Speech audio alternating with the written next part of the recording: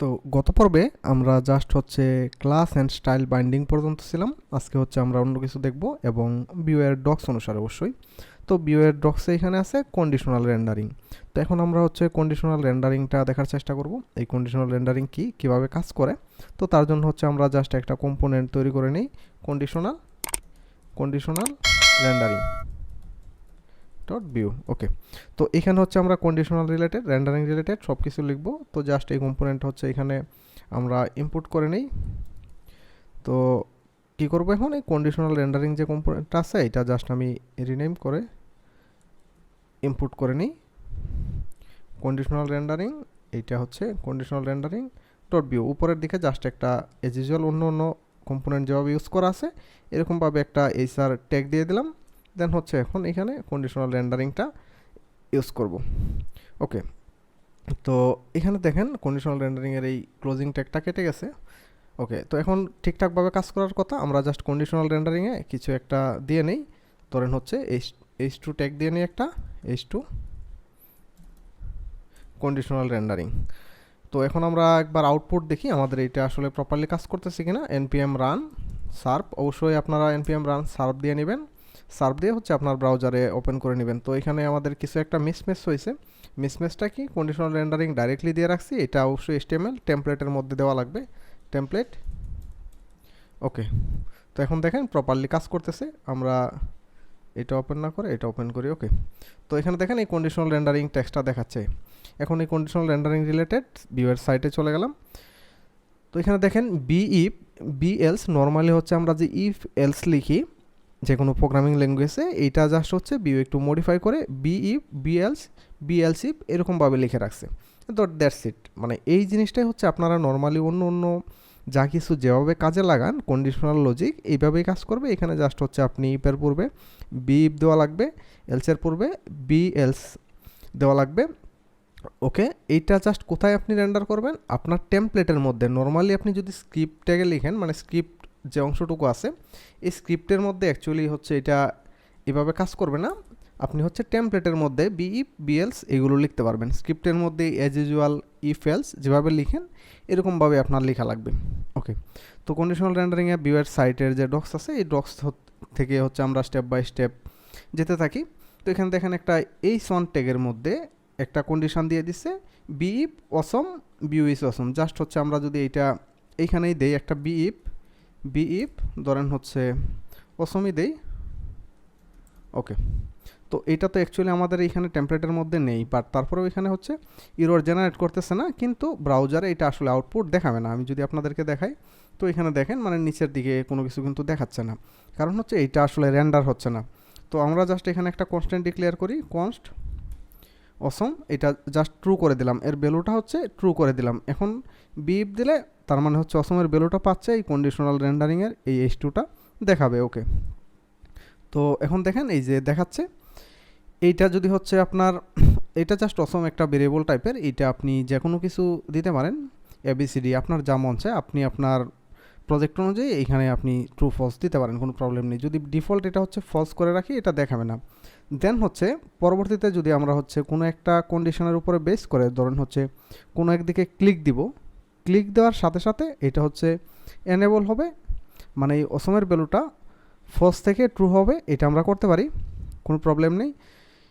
তো ওকে, এইখানে হচ্ছে তারা দেখেন বিপের মধ্যে অসম দিয়ে রাখছে, বিউ ইজ অসম।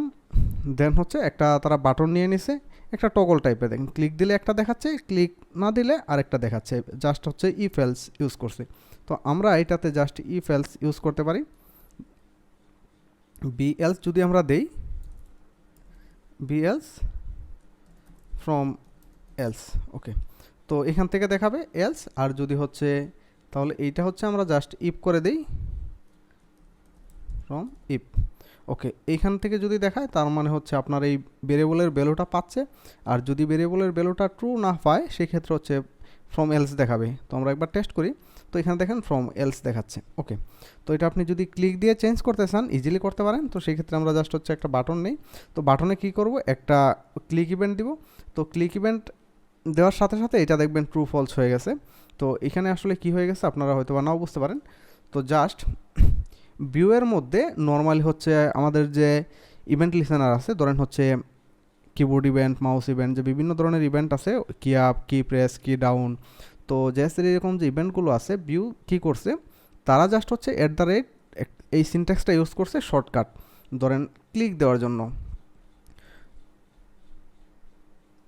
ওকে, তো আপনি হচ্ছে যে কোনো জায়গায় জাভাস্ক্রিপ্টের যে অ্যাজ ইউজুয়াল যে কিবোর্ড ইভেন্ট, মাউস ইভেন্টগুলো আছে, ওয়ান কি প্রেস, ওয়ান কি আপ, আপনার এই ওয়ান লেখা লাগবে না, জাস্ট হচ্ছে আপনি না ওয়ান লেখা লাগবে, সরি, জাস্ট হচ্ছে আপনার এই ইভেন্টের পূর্বে, এই ক্লিকের পূর্বে হচ্ছে সাইনটা দিয়ে দিবেন, কি আপ, কি ডাউন, অন লেখা লাগবে না। হ্যাঁ, এরকমভাবে তাদের হচ্ছে এইগুলো একটা ডক্স আছে, আমি আপনাদেরকে নেক্সট দেখাবো। এখন কনসার্ন হচ্ছে জাস্ট কন্ডিশনাল রেন্ডারিংটা। ওকে, জাস্ট এখন যদি আমরা ক্লিক ইউজ করি, তো সেই ক্ষেত্রে কী হবে, এইটা হচ্ছে ক্লিক হবে, ক্লিক হয়ে আমাদের এই অসম নামে এটা হচ্ছে একটা প্রপার্টি এরকম থাকতে পারে, অথবা একটা মেথড থাকতে পারে। এজ ইউজুয়াল নর্মালি আমরা জাভাস্ক্রিপ্টে যেরকম ফাংশন লিখি, যে অসম নামে কোনো একটা ফাংশন, তো এটা এমনও হতে পারে, বাট এখানে অ্যাকচুয়ালি আমরা এইভাবে লিখব না। আমি আপনাদেরকে ব্যাপারটা বোঝাই।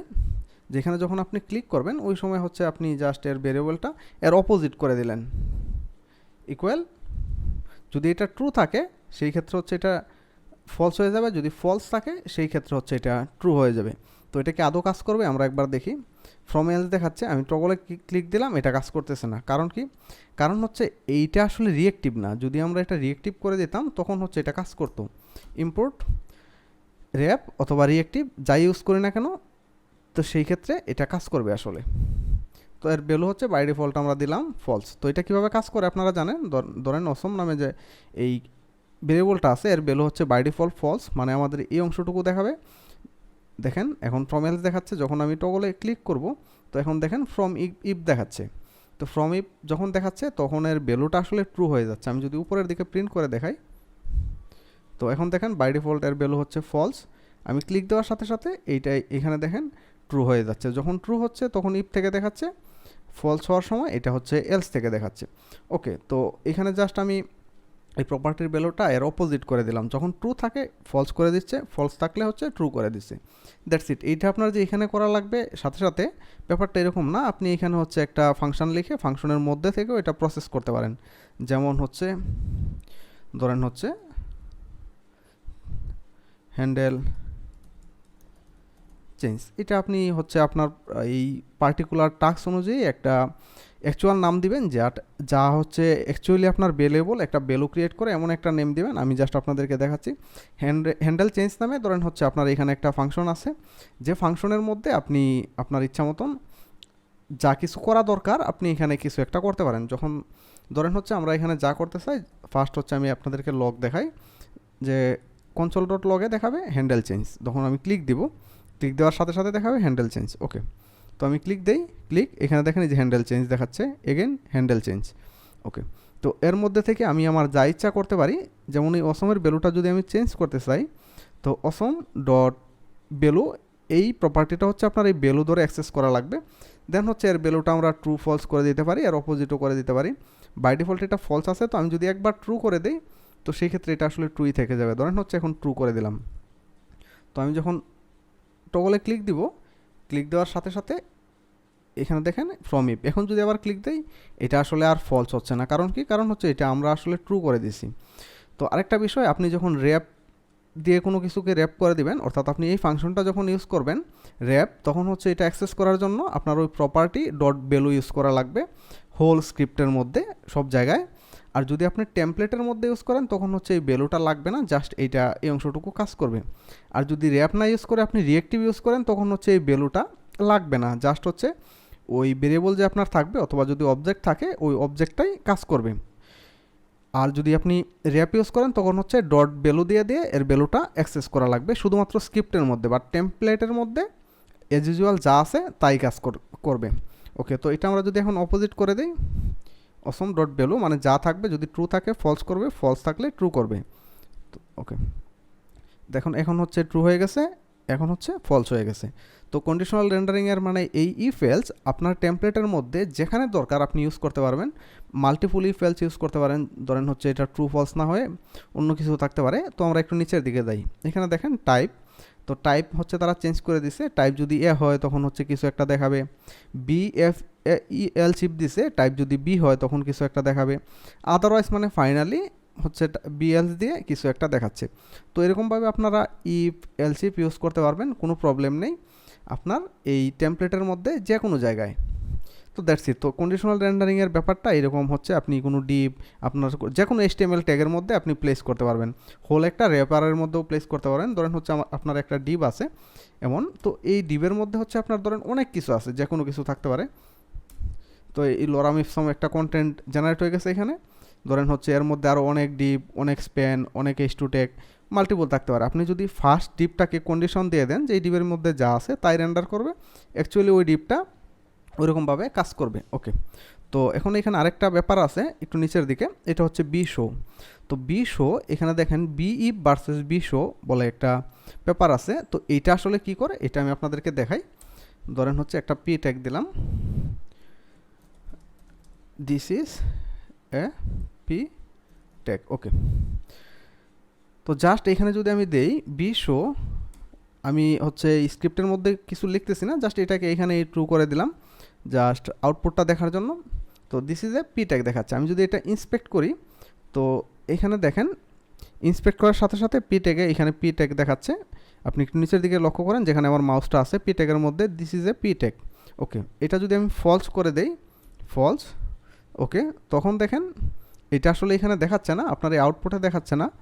বাট আমি একটা হার্ড রিলোড দিয়ে আপনাদেরকে দেখাই, এই টগলের নিচে অ্যাকচুয়ালি এখানে থাকার কথা, এখানে হচ্ছে এই যে এখানে দেখেন পি ট্যাগের মধ্যে স্টাইল ডিসপ্লে নান অ্যাড করে রাখছে, this is a P tag, but এইটা অ্যাকচুয়ালি আছে জাস্ট শুধুমাত্র ডিসপ্লে নান করা।